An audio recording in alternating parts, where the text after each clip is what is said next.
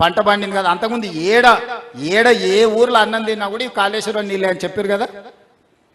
మీ అవతల సూర్యాపేటలో పోయే నీళ్లు కూడా, సాగర్ నుంచి వచ్చే నీళ్లు కూడా కాళేశ్వరం నీళ్ళు అని ఆయన చెప్పిండు కదా. 3 అడుగులు ఆయన వచ్చినాయా సార్? నోరు తెరిస్తే అబద్ధాలు చెప్పడం అనేది, అబద్ధాలే వాళ్ళ పేటెంట్ లాగా బతికింది. ఇప్పుడు ప్రజలు నిజాలు గుర్తించిండ్రు. వాళ్ళు ఏం చెప్పినా ఏం ప్రయోజనం. నేను వాళ్ళ కోసం మాట్లాడతలేను, నేను ప్రజల కోసం చెప్తున్నా. టీఆర్ఎస్ వాళ్ళు ఏది చెప్పినా ఒక్క పైసా కూడా దానికి విలువ లేదు. టీఆర్ఎస్ అనేది గతం సార్. కేసీఆర్ అనేట ఆయన రద్దయిపోయిన 1000 రూపాయల నోటు లాంటోడు.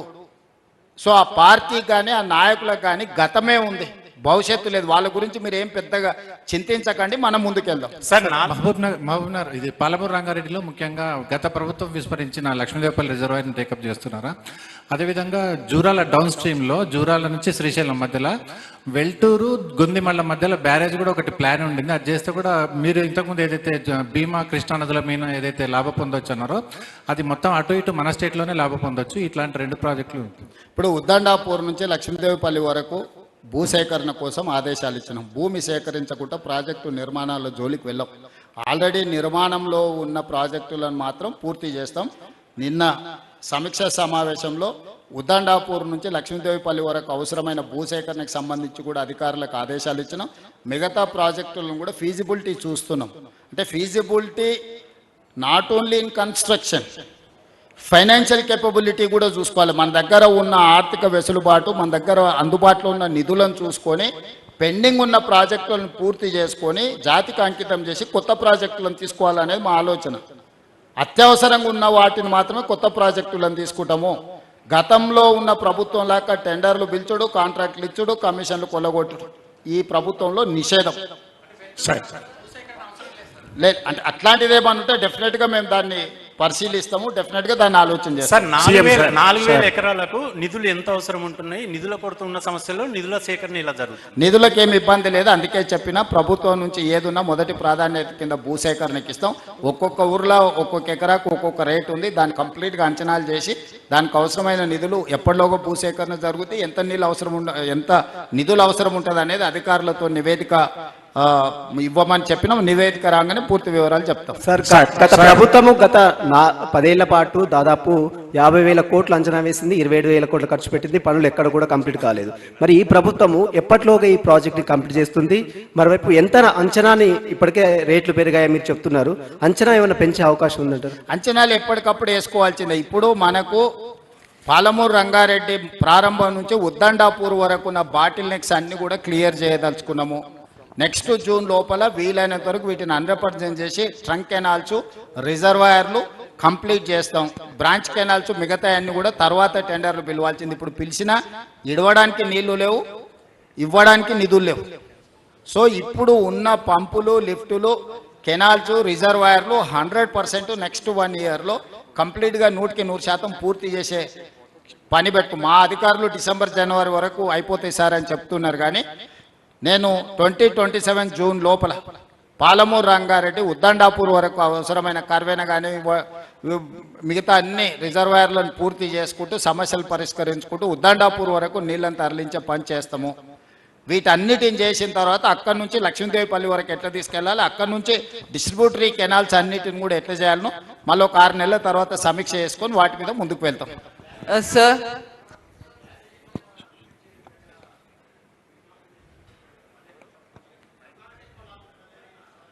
తెలంగాణకు 65%, 66% మనకు వస్తే 30-35% వాళ్ళకు అవసరం ఉంటుంది.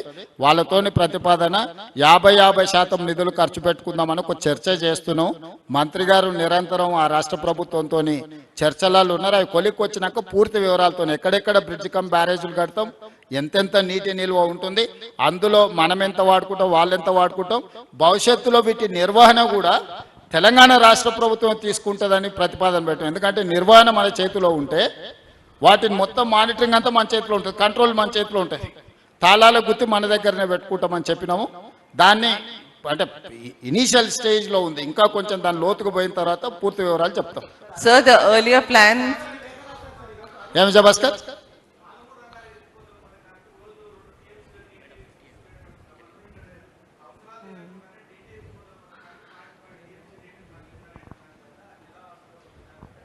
అట్లాంటిది ఏం లేదు.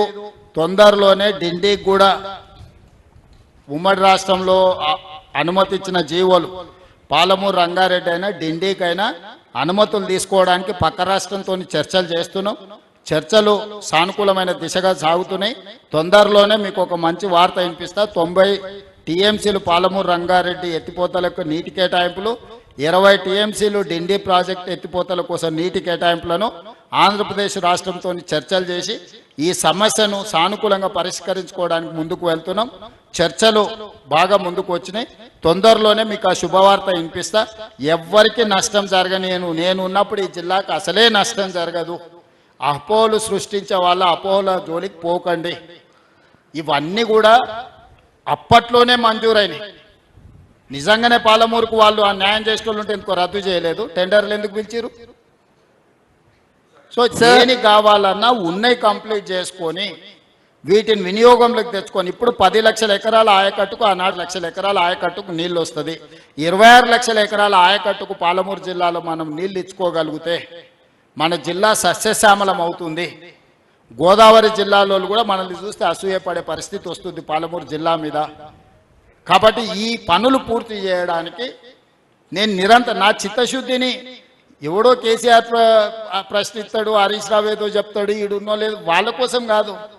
నా చిత్తశుద్ధి ప్రజల కోసం. నేను ఇక్కడి నుంచి వచ్చిన నాకు తెలిసి ఇక్కడ ప్రజలు ఏం కోరుకుంటారు, ప్రజలకు ఏం చేయాలనేది. సో నేను నా బాధ్యతను బాధ్యతాయుతంగా నెరవేరుస్తా. నేను వాళ్ళలాగా కమిషన్ల కోసం కాంట్రాక్ట్ల కోసం పనిచేస్తుంది కాదు. 20 ఏళ్ళు మీరు నన్ను చూసారు ఈ జిల్లాలో. ఏ ఒక్క రోజన్నా జిల్లా పరిషత్ మెంబర్ నుంచి ముఖ్యమంత్రికి ఈ జిల్లాలో ఇన్ని వేల కోట్ల రూపాయల కాంట్రాక్ట్ జరిగింది. ఏ చిన్న ఆరోపణ నేనడని వచ్చిందా? మీరే కదా సాక్షి, మీరే కదా. 20 ఏండ్లల్లా ఎవరైనా ఏ కాంట్రాక్టర్ అయినా ఎవరితో అయినా చిన్న లాలూచి కానీ ఎవరితోనైనా మాట్లాడిన సందర్భం అని ఉందా? ప్రతిపక్షంలో ఉన్న ఆ రోజు ఉన్నోళ్ళు కూడా ఎప్పుడైనా నా మీద ఆరోపణ చేసిరా? అన్ని పార్టీల నాయకులతో నాకు ఏదో వివాదం ఉండేది రాజకీయాలలో, కానీ ఎప్పుడన్నా వచ్చిందా? ఈ రోజు కూడా చిత్తశుద్ధితోని పనులు పూర్తి చేస్తాము. చేసే బాధ్యత నాది. మీరు సహకరించండి అని మీకు విజ్ఞప్తి చేస్తాను. Sir, BRS has leveled an allegation saying that you have neglected PRLIS for last 2.5 years. And today's revision is just an eyewash. If you are serious about it, you should allocate funds immediately. What is your take on that? And one more question, sir. It's 30 months away for the elections. And there are 6 welfare promises to be delivered and large-scale projects to be completed.